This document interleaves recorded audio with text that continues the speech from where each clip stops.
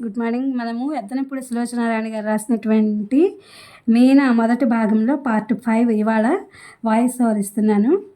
ఈ కథను విని ఆనందించండి.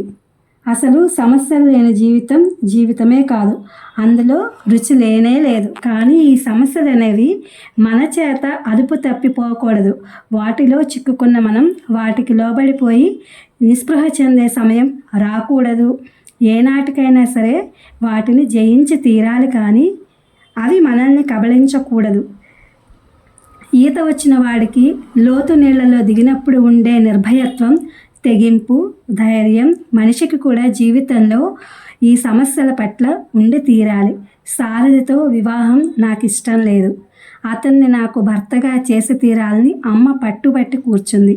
అమ్మ నిశ్చయం చేసుకుందని నేను నీరసపడి కూర్చుంటే కలిగే ప్రయోజనం? ఏదో ఒకటి చేయాలి. నాకున్న తెలివితేటలకి పదును పెట్టుకుని ఎలాగో అలా తప్పించుకునే మార్గం వెతుక్కోవాలి. ఎంత విషాదం కన్నతల్లితో వైరం రావడం అనేది ఎంత దౌర్భాగ్యం. నా ఆలోచనల వాసన నాన్నగారి మనస్సుకు సోకిందో ఏమో. మెల్లిగా తన చేయి జాచి నా చేతి మీద ఆనిస్తూ ఎంతో మృదువుగా అడిగారు, మీనా, నీకొకటి చెప్పనా తల్లి? చెప్పండి, ఒకటి కాదు, 1000, 1,00,000 చెప్పాలి మీరు.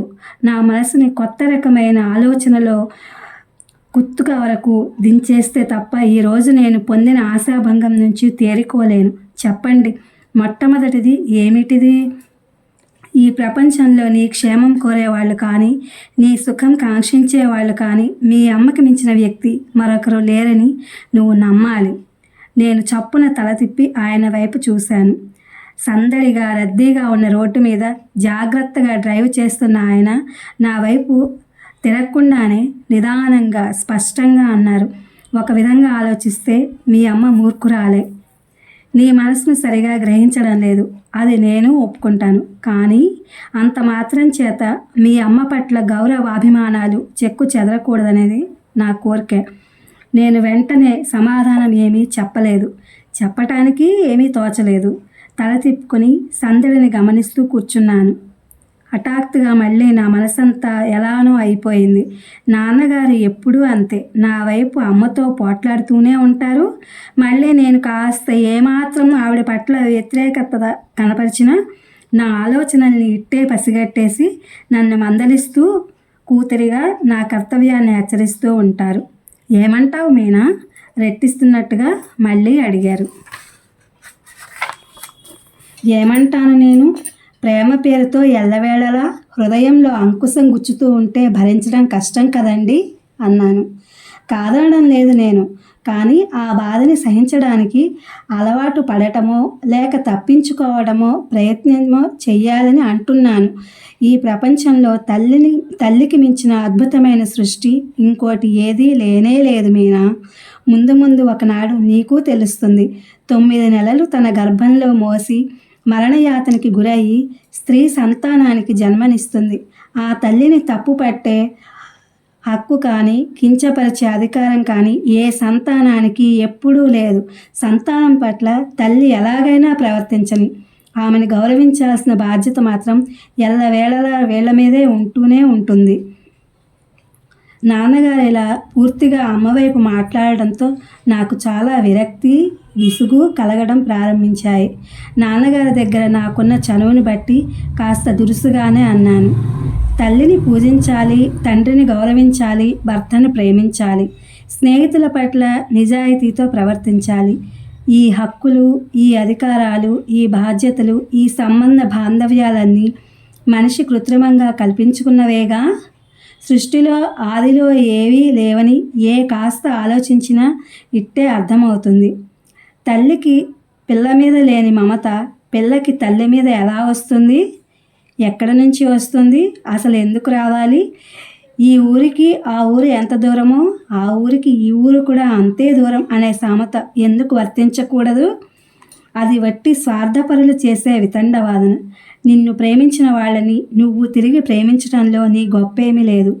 నీ వాళ్ళు అనుకున్న వాళ్ళు తెలుసో తెలియకో మూర్ఖత్వంలో నిన్ను గుర్తించలేకపోతే నీ తెలివితేటలతో వారిలో చైతన్యం తెప్పించి నిన్ను అర్థం చేసుకునేలా చేయాల్సిన బాధ్యత నీ మీద ఉంది. ఆ తెలివితేటలు, ఓపిక లేని వాళ్ళు ఏం చేయాలి? ఓపిక అనేది ప్రయత్నించి తెచ్చుకుంటే వస్తుంది. తెలివితేటలంటావా? అసలవి లేని వాళ్ళ దగ్గర ఇంత లోతుగా ప్రసంగం చేసే అవసరమే రాదు. నాన్నగారికి బజారులో వేరే పని ఏదీ లేదని నన్ను ఇలా కొద్దిసేపు గాలికి తిప్పి నన్ను ఉల్లాసపరచడం కోసమే ఇలా తీసుకొచ్చారని నాకు అనిపించసాగింది. సరిగ్గా నా ఉద్దేశమే ఇలా నిజమన్నట్లు కారు సరాసరి టాయ్స్ ఎంపోరియం దగ్గరకు తీసుకువచ్చి ఆపారు. ఆ బొమ్మల షాపు నాకు చాలా చిరపరిచితమైంది. నాకు బుద్ధి తెలిసిన తర్వాత ఇక్కడ ఎన్నో బొమ్మలు కొనుక్కున్నాను. అదేం చిత్రమో గానీ ఇంత వయసు వచ్చినా నాకు బొమ్మల మీద ఆసక్తి పోలేదు. ఇప్పటికి కూడా ఒక్కోసారి నాకేం తోచకపోతే బీరువా తెరిచి నాకున్న బొమ్మలన్నీ తెచ్చి చుట్టూ పెట్టుకుని కూర్చుంటాను. అవి నాకు ప్రాణం లేని బొమ్మలుగా కనిపించవు. నా ప్రపంచంలో ఏదో వాటి మధ్య ఉన్నట్టే అనిపిస్తుంది. నాకున్న బొమ్మల్లో ఎప్పుడు ఎవరు ఏది ఇచ్చింది ఇప్పటికీ నాకు క్షుణ్ణంగా జ్ఞాపకమే. బొమ్మల పట్ల నాకు గల ఆసక్తిని గుర్తించిన నాన్నగారు అడపాదడపా ఎప్పుడో ఒకసారి ఏదో ఒకటి కొత్త రకమైన బొమ్మని తెప్పించి అది చూడగానే నేను ఆశ్చర్యానందాలతో ఎగిరెగిరి పడుతుంటే చూసి ముచ్చటపడడం ఆయనకి సరదా. పద, ఈ షాప్కి వచ్చి చాలా రోజులైంది. కొత్త బొమ్మలు ఏమైనా వచ్చాయేమో చూద్దాం అన్నారు నాన్నగారు. ఎప్పుడూ రకరకాలైన రంగురంగుల బొమ్మలతో వాటిని కొనడానికి వచ్చిన మనుషులతో కిటకిటలాడుతూ ఉండే షాపు ఈరోజు నిర్జీవంగా ఉంది. షాపులో మేనేజర్ ఉన్న చోట ఇంకెవరో కొత్త ఆయన ఉన్నాడు. మమ్మల్ని చూడగానే నల్లగా సన్నగా వంగదీసిన చుబలా ఉన్న గుమాస్తా పరిగెత్తుకొచ్చాడు. రండి రండి, చాలా రోజులకి దయచేశారు అంటూ ఆప్యాయంగా ఆహ్వానించాడు. ఆహ్వానిస్తూనే జేబులోంచి రుమాలు తీసి 2 బల్లలు దులిపి కూర్చోండి అన్నాడు. ఏమిటి షాప్ ఇలా ఉంది? అమ్మకం తగ్గిపోయిందా? చుట్టూ చూస్తూ విస్మయంగా అడిగారు నాన్న. నాకు కూడా ఎలాగో ఉంది. ఎప్పుడు చూసినా కళకళలాడుతూ ఉండేది. ఈరోజు ఎందుకో దుమ్ము ధూళితో మూల పారేసి మర్చిపోయిన పాత వస్తువులా ఉంది. సన్నగా ఉన్న అతను నాన్నగారికి షాపుని గురించి గంటసేపు సోదిలాంటిది చెప్పాడు. అతను చెప్పే వివరాలు నాన్నగారు చాలా ఆసక్తిగా వినసాగారు. ఆ చెప్పే అతని కంఠం కాస్త మృదు గంభీరంగా వినసొంపుగా ఉంటే నాకు వినాలనిపించేదేమో. తారాస్థాయిలో మాట్లాడితే కీచుగా, ఆడదాని గొంతులా మందర స్థాయిలోకి వచ్చి బొంగురుగా, బోదురు కప్పలా ఉన్న ఆ స్వరం వినడానికి 2 నిమిషాలకే విసిగేసింది. లేచి వెళ్ళి అద్దాల బీరువాలో ఉన్న బొమ్మలు పరీక్షగా చూడడం ప్రారంభించాను. అన్నీ పాతవే, ఏనాటివో. ఈ మధ్య కొత్తవి తెప్పించినట్లేదు. నాన్నతో ఒక చెంప మాట్లాడుతూనే అతను మధ్యలో చటుక్కున వచ్చి బొమ్మలు తీసి అవి నడిచే విధానం చూపెట్టడం ప్రారంభించాడు. అతని మాటల్ని బట్టి నాకు అర్థమైంది ఏంటంటే, ఆ షాపు యజమానులైన అన్నదమ్ములిద్దరూ లాభం పంచుకోవడంలో తగాదా పడి కోర్టుకెక్కారని, ఒకప్పుడు బాగా కలిసిమెలిసి ఉండి అచ్చు రామలక్ష్మణులే అనిపించేట్టున్న ఇద్దరు ఇప్పుడు డబ్బు మూలంగా బద్ధశత్రువులు అయ్యారని, ఒకళ్ళనొకళ్ళు చంపుకోవడానికి కూడా చూస్తున్నారని తెలిసింది. అంతా శ్రద్ధగా విన్న నాన్నగారు నిట్టూర్పుడు విడుస్తూ అన్నారు, అంతే మరి, ఈ రోజుల్లో డబ్బు ప్రభావం అలాగే ఉంది. దేవుడు సృష్టించిన మనిషి దేవుడిని మించిపోవాలని చూస్తున్నట్టే మనిషి సృష్టించుకున్న డబ్బు మనిషినే మింగాలని చూస్తోంది అన్నారు. ఏం డబ్బో బాబు, వెధవ డబ్బు. రాకుండా ఉన్నా బాగుండేది. ఇద్దరూ హాయిగా ఉండేవారు. ఇద్దరి మధ్య ఆ ఆత్మీయత ఏమైపోయిందో ఇప్పుడు చూస్తుంటే నిజంగా చిత్రం అనిపిస్తోంది. నడ్డిన ఒక చేయి పెట్టుకుని మరో చేయి బొగ్గన ఆనించుకుంటూ అన్నాడు గుమాస్తా. ఆత్మీయత ఉంది, అది ఎక్కడికి పోదు. కాకపోతే ఈ డబ్బు ప్రభావంతో కలుషితమైపోతోంది అంతే అన్నారు నాన్న. డబ్బు పాపిష్టిదన్నారు ఇందుకే కాబోలు. ఈ డబ్బు అనే నిచ్చెన దొరికితే దాని మీద అలాగ్గా పైకెక్కి కీర్తి ప్రతిష్టలు, స్వర్గ సౌఖ్యాలు అందుకోవచ్చని చాలామంది ఆశపడతారు. కానీ ఈ నిచ్చెన దుఃఖము, అశాంతి అనే 2 విషసర్పాలు పెనవేసుకుని ఉన్నాయని, వాటి బారి నుంచి తప్పించుకోవడం చాలా కష్టమని అంతమందికి తెలియదు. గుమాస్తా 2 చేతులు ఎత్తి నమస్కరించాడు. నిజం చెప్పారు బాబు, నిజం చెప్పారు. ఈ డబ్బు అనేది ఉన్నది చూసారా, ఇది ఇవ్వని సుఖం లేదు, పెట్టని బాధ కూడా లేదు అన్నాడు. నాన్నగారు ఇక వెళదామా మెల్లగా అన్నాను. ఉన్న ఆ పాత బొమ్మలోనే ఒకటి కొనుక్కుని బయటపడ్డాం. ఇద్దరం ఇంటికి తిరిగి వచ్చేసరికి వీధి వాకిట్లోనే ఎదురైంది తాయారమ్మ. కారు దిగి లోపలికి వచ్చిన నేను ఆవిడని సరిగ్గా చూడనట్టే నటిస్తూ నా గదిలోకి వెళ్ళిపోయాను. ఆవిడ నా వెనకనే వస్తూ అమ్మాయి గారు అని పిలిచింది. ఏం అన్నాను తిరిగి వస్తూ. మరుక్షణమే నా గుండె నీరయింది. చేతిలో కాగితం చూపిస్తూ ఒక్కసారి బావురుమంది ఆవిడ. ఏమిటది? ఏమైంది? నాన్నగారు నేను చప్పున ఒకేసారి అడిగేశాం. నేను ఆవిడ చేతిలో కాగితం లాక్కొని చూశాను. అది ఆవిడ అల్లుడు ఇచ్చిన Telegram. Venkat serious, start immediately అని ఉంది.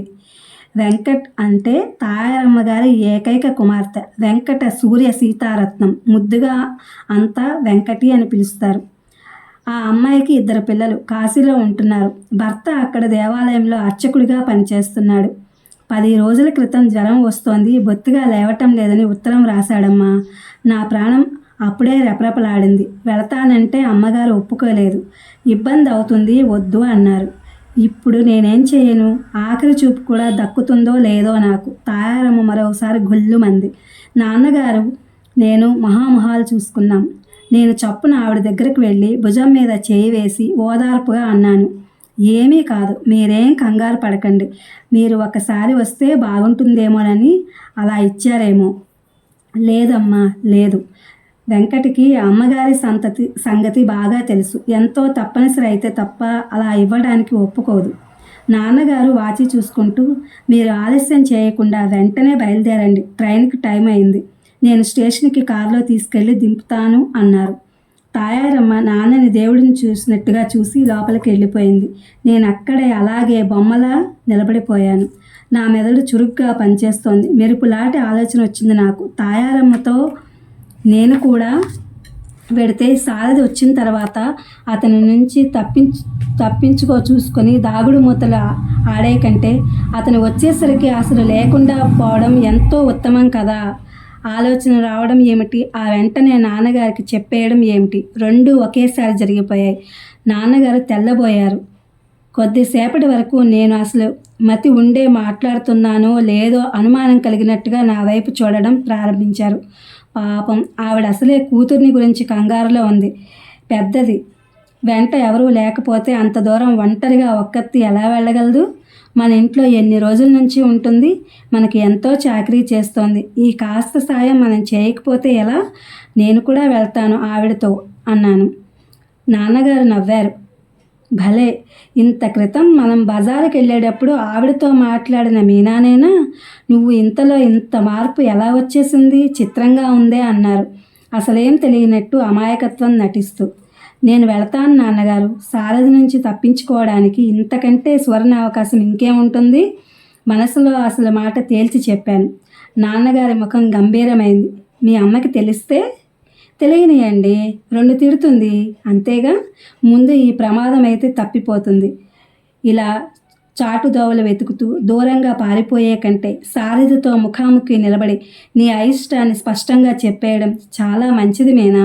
ఎలా చెప్పగలను నాన్నగారు? అతన్ని చూస్తేనే నాకు నోట్లో నుంచి మాట రాదు. అందులో ఇలాంటి అప్రియమైన సంగతి ఎలా చెప్పను? అయినా ఎందుకు చెప్పాలి? అతన్ని ఆఖరి క్షణం వరకు అందినట్టే మభ్యపెట్టి ఊరించి ఆఖరి క్షణంలో అవతలికి తోస్తాను. అలాంటి వాళ్ళకి పాఠం ఆ విధంగా నేర్పాలి. ఇంతకీ తాయారమ్మతో వెళ్ళి తీరతానంటావు? అవునన్నట్టు తలూపాను. సరే, నీ ఇష్టం. నేను ఎంతో ఆనందంతో చప్పున లోపలికి పరిగెత్తాను. తాయారమ్మ గారు నన్ను చూడగానే అయిపోయింది అమ్మగారు అంది.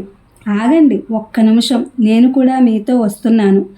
నేను గబగబా నా గదిలోకి వెళ్ళి అల్మారా తెరిచి సూట్ కేసు తీసి నా బట్టలు సర్దసాగాను. ఇది ఫ్రెండ్స్, ఎద్దనపూడి సులోచనారాయణ గారి మీనా నవల మొదటి భాగం వాయిస్ ఓవర్. ఈ కథ మీకు నచ్చుతుందని చెప్పి అనుకుంటున్నాను. Please my channel like, share, subscribe and comment. Thank you for watching. Thank you for our support.